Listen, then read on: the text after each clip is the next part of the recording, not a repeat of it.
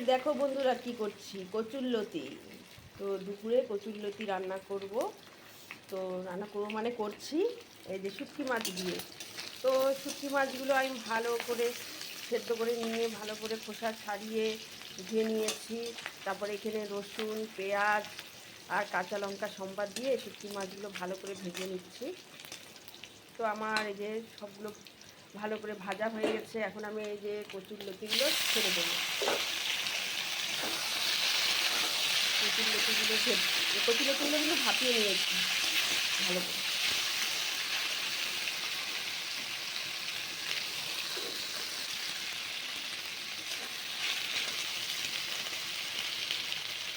ভাবলাম আজকে শুটকি মাছ দিয়ে খাই।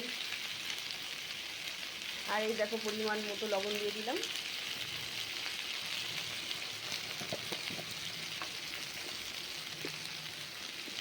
এক হাতে ক্যামেরা ধরে ভিডিও করতে হয়। এই যে পরিমাণ মতো হলুদ গুঁড়ো দিয়ে দিলাম।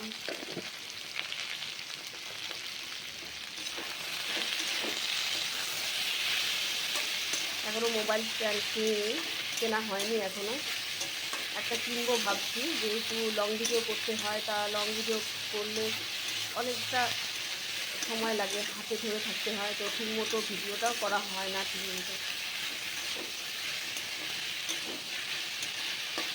তো এগুলো আমি ভালো করে ভেজে নেব।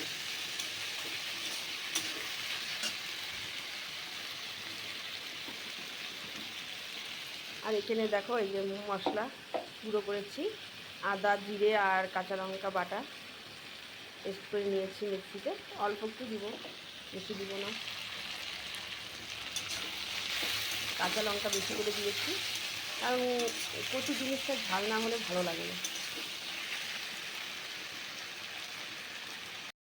লতিগুলো ভালো করে ভাজা হয়ে গেল। তো এখন এই যে মশলাটা ঢেলে দেবো।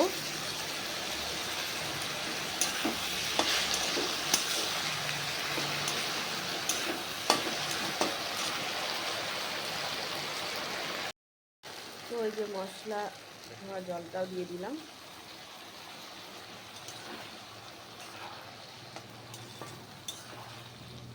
এই কচুর লতিগুলো দেখেছো, একদম গলে যায় না।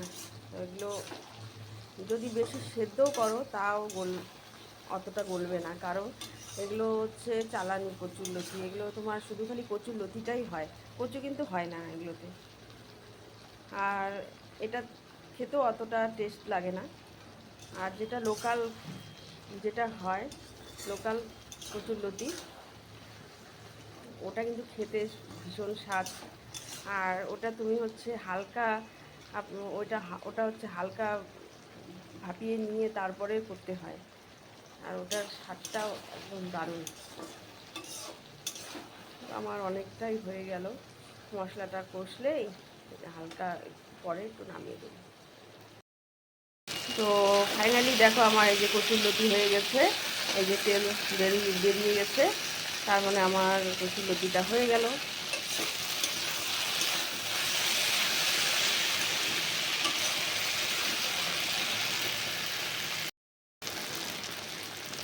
তো কেমন লাগলো আমার আজকে রান্নার ভিডিওটা অবশ্যই কমেন্টে জানাবে। আর ভালো লাগলে লাইক আর কমেন্ট আর শেয়ার করে দেবে।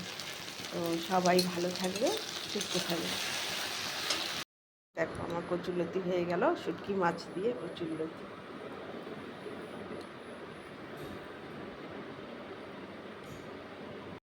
দেখো ছেলের জন্য আলাদা করে কচুরলতি করেছি, কারণ শুটকি মাছ দিয়ে খায় না ছেলে, তো তাই আলাদা করে করেছি কচুরলতি। আর এই যে এখানে ডাল করেছি, দেখো ওই যে মুসুর ডাল করেছি ডাটা দিয়ে মুসুর ডাল করেছি।